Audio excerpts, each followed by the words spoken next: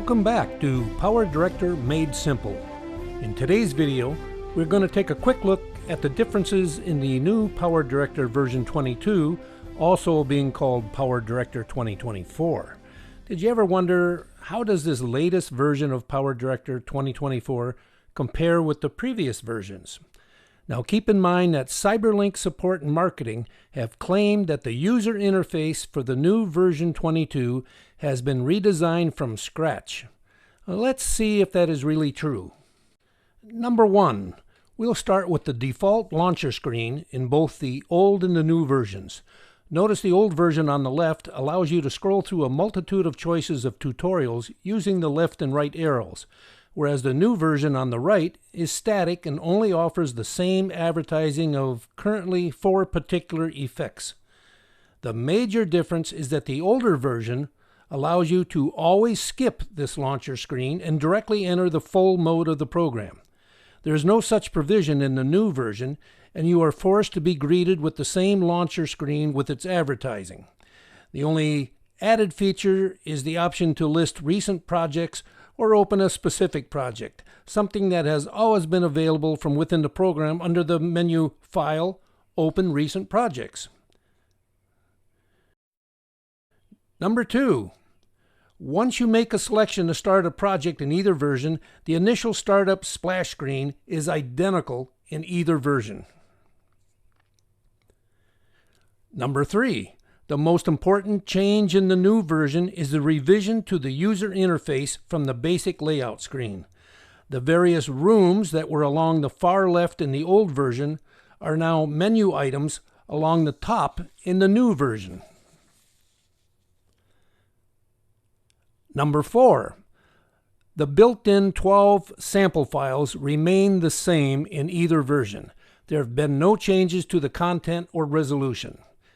And number five, one other change to these various menu items such as titles is that the new version no longer has the option to show all content.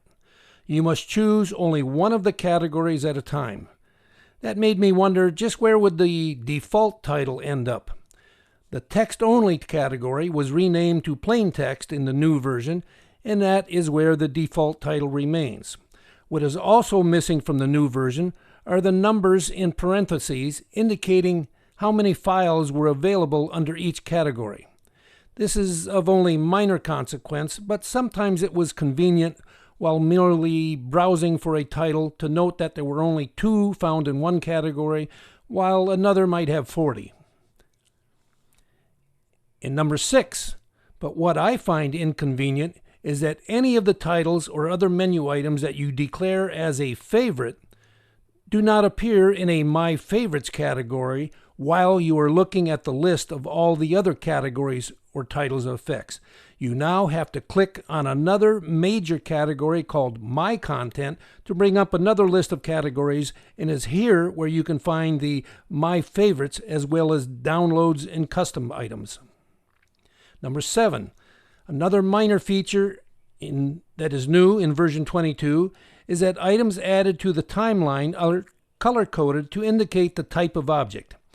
I'm not sure how this adds any speed or functionality to the program, because for years only audio type files could be moved to the audio track and only video type objects could be moved to the video track. Number 8, one major change occurs in the newer version. Whenever a video object is on the timeline, the opacity lines that used to appear at the top and could be instantly altered with only a click of the mouse. To accomplish the same simple effect of this change in opacity now requires multiple mouse clicks using the advanced editing window and the possibility of using keyframes. Number 9.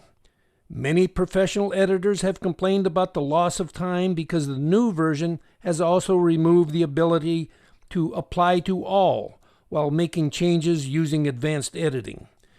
This would be concerning if you had a slideshow that was being prepared with over 100 slides. Number 10. One other major change occurs in the new version, which happens whenever a new object is dropped on the middle of a timeline.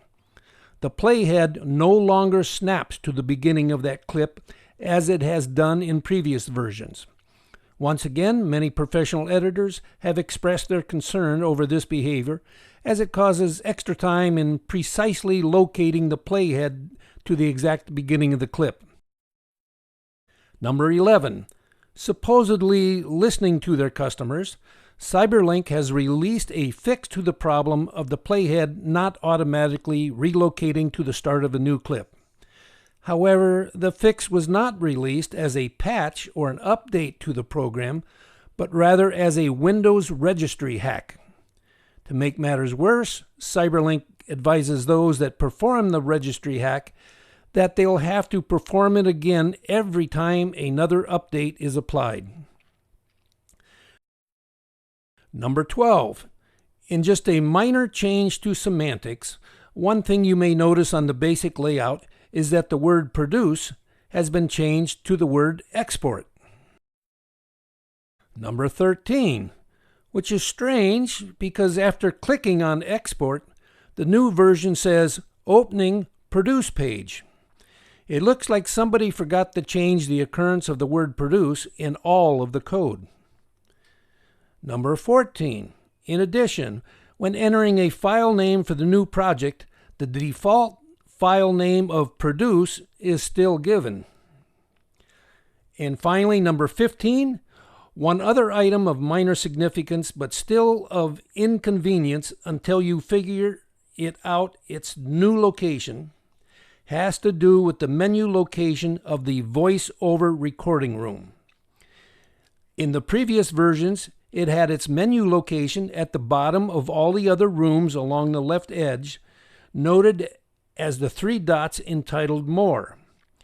And as you've seen, all the other rooms from the left edge were relocated to the top, except for this 3-dot menu. So now the quest begins.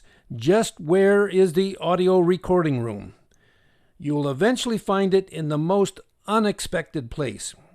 It's now part of the My Media menu, where it appears as a button at the top of the Media Library window.